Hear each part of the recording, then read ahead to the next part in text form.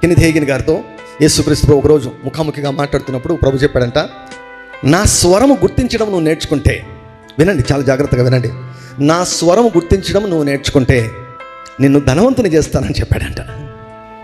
నా స్వరము వినడం నీవు నేర్చుకుంటే నేను ధనవంతుని చేస్తానని చెప్పాడంట కెన్నెత్ హేగిన్ గారు. కొన్ని ఏమండి దాదాపుగా 70-80 దేశాల్లో కెన్నెత్ హేగిన్ గారి యొక్క పరిచయాలు విస్తరించాయి.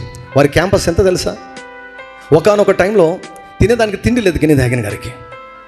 ఉన్న ఆస్తి అంతా పోగొట్టుకున్నాడు. పిల్లలకు సరైన ఫుడ్ లేదంట, సరైన బట్టలు లేవు, సరైనటువంటి భోజనం లేదు, సరైన కారు లేదు, వసతి లేదు, సరైన ఇల్లు లేదు.